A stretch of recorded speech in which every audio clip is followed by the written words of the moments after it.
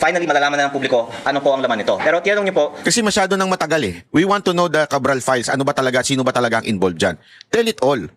Sigurado kasi ako, pasensya ka na Congressman Libiste, kung medyo duda ako. Sigurado kasi ako, napipigilan niya ni Lacson na ilabas. Sana wag ka magpapigil. At kung pinigilan man, sana sabihin mo sa publiko. Or else, para ka na rin kinain ng sistema. Pero ako naniniwalang hindi. Dahil based sa mga karakter mo, mukhang talagang paninindigan mo at tatayuan mo ito kahit anong mangyari. Narito ang Balitang Pinoy TV.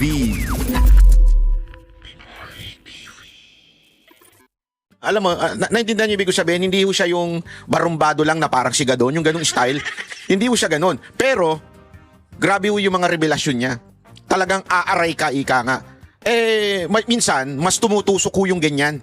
Mas tumutusok ho yung ganyan seryoso, tapos i-reveal mo talaga yung mga nalalaman mo na katiwalian, at the same time yung iyong panawagan na maging transparent. Di ba? Napakaganda nung kanyang simulain, at mapakaganda ng kanyang mga inire-reveal. At dahil nga po dyan, marami ho ang nayanig. Pero bago po mangyari ang mga ganyang klaseng usapan, ulitin lang po natin mga kababayan, baka naman pwede mag-subscribe na po kayo kasi sa mga nanonood, 52% hindi nakasubscribe. Pero alam nyo nakita ko yung statistics medyo umaangat na po ito. Marami na po ang nanonood na nakasubscribe. Pero kung maaari pa, yung iba pa, yung remaining na nanonood, baka naman pwede hong tayo mag-subscribe. Okay. Ito na nga, pag-usapan na po natin. At ang masasabi nating nayanig dyan ay yung mga nandun sa Cabral Files. Naku po, patay tayo dyan. Gago! At dahil dyan, may mga nagbabanta daw sa kanyang buhay. Naku po. So, aalamin natin yan, kung ano yung kanyang presko na yan. O, panoorin natin sabay-sabay at reaksyonan natin, ng malupit. At kung kayo may reaksyon, aba, isulat nyo rin dyan sa baba. Reaction kayo kasi binabasa ko yan, Katunayan, marami na po akong, hindi ko lang siyempre makomentan lahat kasi baka naman magtampo yung iba pag hindi natin nakomentan lahat. Kaya I would rather not comment, pero I'm reading everything that you are saying. Sir, the Senate has sent an invitation through the Office of the Speaker for you to attend the Blue Ribbon Committee. ang nais kong sagutin dyan ay, Yes or no? ang nais kong sagutin sana, Andali, relax ka lang. Yung media nagmamadali, yes or no? Sino ka? Nasa camera ka? Answer by yes or no, or you will be contempt. Easy. Gago! Easy lang. ay sana Alam mo kaya gusto ko ito itong batang to. Sa totoo lang, sayang nga hindi ko siya na-meet nung nag-guest siya sa Vox Populi. Kasi tayo po ay nasa bakasyon na. Sana magkaroon tayo ng one-on-one interview dito sa bata na to. Kung meron po kayong sana ma-interview natin to ng one-on-one. Talagang babanatan natin to. At eto, pag-usapan pa natin. gulatin na lang natin sila kung darating ako o hindi. Naku, gulatin. Anong ibig sabihin yan? Ibig sabihin yan, meron siyang, ano ba yun? Meron siyang pasabog, di ba? Yun pala yung Gcash ni Anharot. Kung gusto nyo daw magbigay kay Anharot. Gago. Hindi, yan yung nung panahon na Noche Buena ni Banat Bay. Di ba? Yung mga binibigyan natin ng Noche Buena. Babalik ko natin yan. Isipin natin. Baka naman ang pwede nating ibalik. At si Anharot pa rin ang ng bigayan is yung pa-Valentine ni Banat Bay. Yan. Para may pandate kayo. Pero, okay, dahil tinanong niyo ako, gusto ko talaga, basta papayagan ako, pupunta po ako. At ako po ay nakatanggap naman po ng imbitasyon. Oops, wait. Take note. Take note. Siya nakatanggap ng imbitasyon. Pero, bakit si Romualdez hindi ini-invite? Lacson, makinig ka ng mabuti. Yung pautot mo, yung dahilan mo, na keso sinasabi mo parliamentary courtesy kaya hindi ini-invite. Ano to? Bakit in-invite nyo si Libiste na isang congressman at si former Speaker Romualdez ay isa na lang ding congressman, ay bakit hindi mo imbitahan? Napapaghalataan tuloy ikaw? Gago! Hindi, di ba? Logic says, the conclusion should be, pareho silang congressman, si Libiste merong i-reveal, kaya mo inimbitahan? Si Romualdez inaakusahan, bakit hindi mo imbitahan para mabigyan ng pagkakataong sumagot? Invitation lang naman Hindi naman pepuwersahin. Kung ayaw, that's what you call parliamentary courtesy. Kung ayaw, wala tayong magawa. Kasi congressman siya, kayo senador, equal branch naman kayo. But the point here is dapat inimbitahan. Ngayon, si Libiste, kung ayaw niya pumunta, hindi siya pupunta. Pero inimbitahan, di ba? Pero buti na lang din, sabi niya, aba, pupunta siya. Bulagaan talaga to. O, yari, maiit bulaga si Soto dito, yari tayo dyan. At ako po ay lubos na nagpapasalamat sa mga nananawagan para sa transparency sa paggamit ng pondo ng bayan, higit po sa lahat kay Senate President Pro Tempore Ping Lacson. Dahil yung mga ginagawa niya po talaga ay para sa bayan. Marami pong mga natatamaan sa mga Blue Ribbon Committee hearings na ito.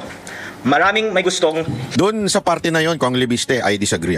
Hindi para sa bayan si Lacson. Tigil na natin yan. Para yan protektahan si Romualdez. Oo. hindi na matuloy ang mga Blue Ribbon Committee hearings na ito.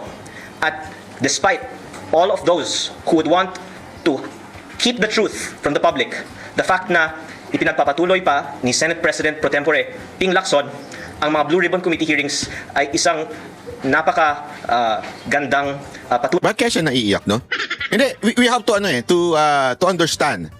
Dito, may part dito na medyo pinupuri niya si Lacson. May part dito na kino-compliment niya.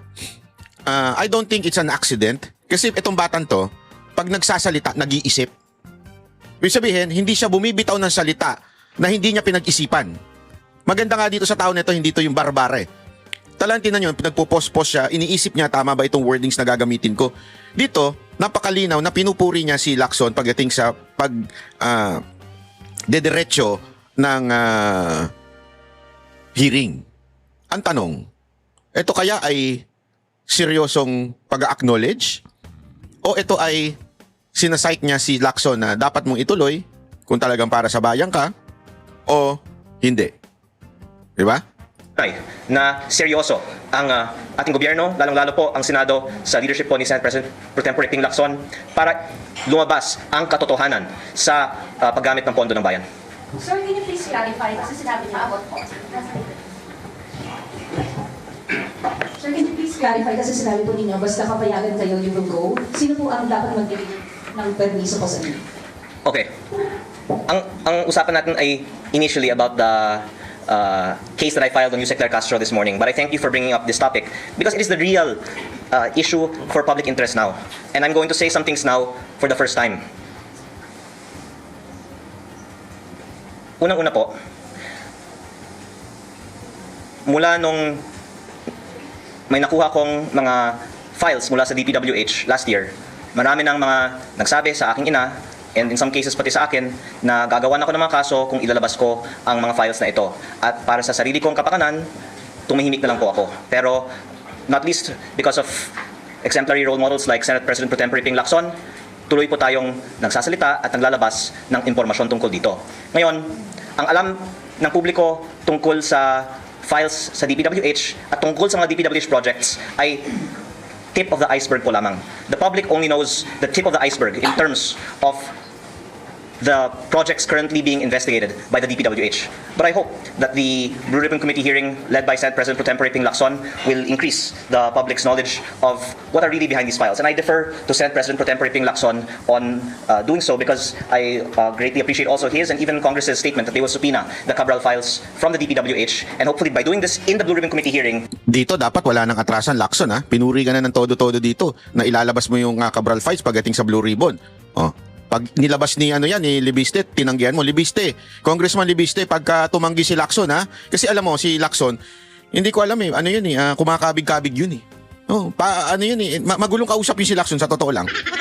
Minsan, iba yung sasabihin, iba yung gagawin. Kaya nga dapat, Congressman Libiste, yung sinasabi mo na pag-a-appear ka sa Blue Ribbon, tapos ikaw ay palalabas sa yung Cabral files, pag hindi ginawa, ibulgar mo. Ha? Ibulgar mo talaga, wag kang porket kaibigan ng nanay mo, kakulig ng nanay mo, ay hindi mo ibubulgar kung sakaling pigilan ka ni Lacson. finally malalaman na ng publiko ano po ang laman nito. Pero tinanong niyo po, Kasi masyado nang matagal eh. We want to know the Cabral files. Ano ba talaga, sino ba talaga ang involved dyan? Tell it all.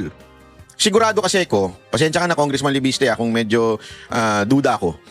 Sigurado kasi ako, napipigilan niya ni Lacson na ilabas. Sana wag ka magpapigil. At kung pinigilan man, sana sabihin mo sa publiko. Or else, para ka na rin kinain ng sistema. Pero ako naniniwalang hindi. Dahil based sa mga karakter mo, mukhang talagang paninindigan mo at tatayuan mo ito kahit anong mangyari. Bakit ako maaring hindi makarating sa Blue Ribbon Committee hearing Yan. kahit na ako po ay nakatanggap na ng imbitasyon? Dahil marami nga pong nagsasabi na huwag kang magsalita at baka kung ano pang mangyari sa'yo. Kaya, So ayan, ito yung dahilan kung bakit siya umiiyak kanina. Kasi naniniwala siya sa sincerity ni Lacson, ako hindi. Pero may mga ayaw magpa-attend sa kanya at ang sabi nga baka may mangyari sa'yo. So binabantaan po siya, nayayariin po siya. mga files na hawak ko ay nasa mga USB. At kung may mangyari man sa akin, lalabas ang buong files na hawak ko. Kaya makakaasa po ang publiko na malalaman nila ang katotohanan patungkol sa budget ng DPWH at sa mga proyekto ng DPWH kahit may mangyari sa akin. Oo. Pero kaya ko po sinabi, Kaya yung yayari sa kanya, kahit na anong mangyari, lalabas at lalabas. Ha? Lalabas at lalabas yan. So, wag nyo nang yariin siya kasi maaaring, kasi alam mo ganyan naman talaga di ba? Always remember, di ba? Yan yung inugali ng mga, kahit noong unang panahon pa lang, history tells us na maraming ganyang pagkakataon na yung pipigilan, yayariin, papatayin, lalo tuloy lumalabas. So pag niyari nyo ito si Congressman Libiste, naku po, baka yan na mag-trigger talaga. Di ba? Wag nyo nang gawin. Hayaan nyo na lumabas. na hindi ako sigurado na makakarating ako sa Blue Ribbon Committee hearing dahil kung babasehan ko po sa mga ipinarating na sa akin at sa aking ina, hindi ko po alam kung ano po ang mangyayari sa akin bago mag Blue Ribbon Committee hearing. Opo, sir, hindi naman po ibig sabihin na you need to seek permission from the House leadership or the Speaker. Hindi po. Basta ako po ay may invitasyon. Basta ako po ay hindi patahimikin, nais ko pong dumalo sa Blue Ribbon Committee hearing. Sir, can you please clarify the information that you are still the Vice Chair of the Board of Solar Philippines? Ako po ay may-ari ng Solar Philippines.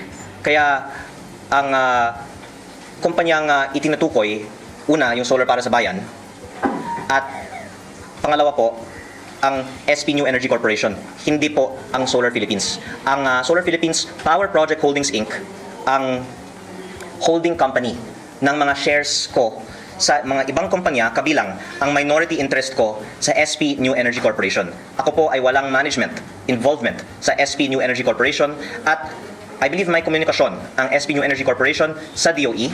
Ako po ay hindi nakakatanggap ng mga komunikasyon na ito. So, hindi po kayo involved dun sa... So malinaw yan, yan yung kasi sinasabi ng sekretary na natatanggap nito. Wala ho siyang involvement. Pagka ikaw ay nasa stocks lang at yung sinasabing franchise, ibang ano yon, ibang kumpanya yon. Yan yung inirereklamo niya kasi dinidikit dun sa solar. Sinasabi niya hindi yon, iba yon, ibang kumpanya yon. day-to-day operations ng Solar Philippines. Opo, pero by the way, ako po ay may SALN. Nakalagay po ang shareholdings ko. At ang SP New Energy Corporation din naman po ay publicly listed company sa Philippine Stock Exchange. Kaya consistent with our advocacy for transparency, nilalabas naman po natin ang aking mga ownership interests sa mga kumpanyang ito. Hindi po ito controlling interest sa SP. Nakita niyo yung pagiging honest niya? Pwede naman niya itago na yun pero inilalabas niya pa rin. Even if wala na ho siya doon, sa kanya yung stocks na lang na maliit at inilalabas niya pa rin. Yung pagiging transparent itong tao na to talagang makikita mo. At ako din po ay nag-iingat na umiwas sa mga usapan na makaka-involve sa companies that I have interest in.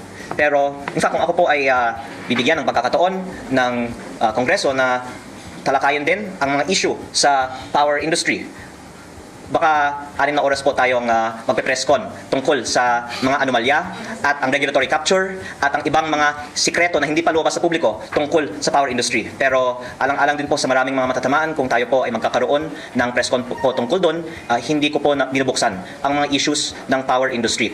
Ito po ay aking sagot lang sa iniiwasan ko nga na talakayin ang mga sektor na may connection sa mga kumpanya na ako po ay may shares in.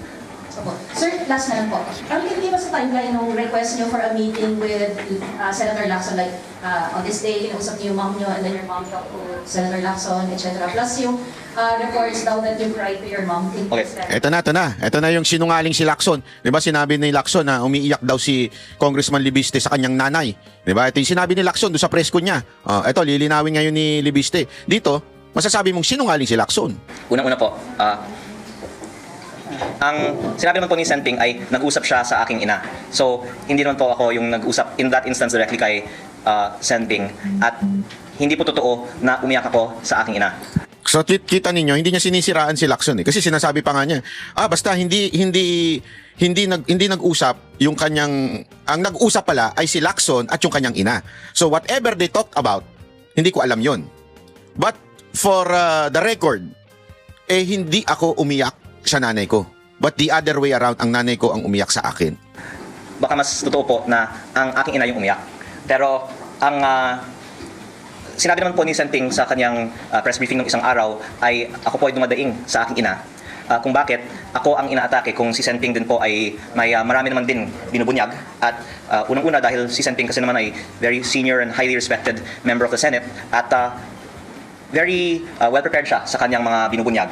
Yung unang nabanggit ni Senting ay ang karamihan ng mga miyembro ng 19th Congress ay may mga insertion. Nung nabanggit niya yun, maraming mga nagalit, pero yun ay totoo. Kaya saludo po ako sa kanya, kahit po maraming mga natamaan, sinabi niya ang totoo. Tapos nabanggit din niya na at least 5 cabinet secretaries and even some undersecretaries have allocables. This is in the Cabral files. I am corroborating what Senator Ping Lacson has said. And yun po ang konteksto bakit sinabi ko sa akin na bakit ako ang inaatake pero si Senting hindi. Kasi syempre lahat ng mga tao takot kay Senting eh. Nagigets ninyo? Ang sinasabi ni Lacson, grabe no? Iba talaga ito si Lacson. Sabi ko sa inyo, iba karakas ito. Ito na nga mga kabalita. Ano na ang masasabi nyo patungkol sa balitang ito? Please comment down below mga kabalita. Pag-usapan natin yan sa comment section. At kung di ka pa nakasubscribe sa ating channel, baka naman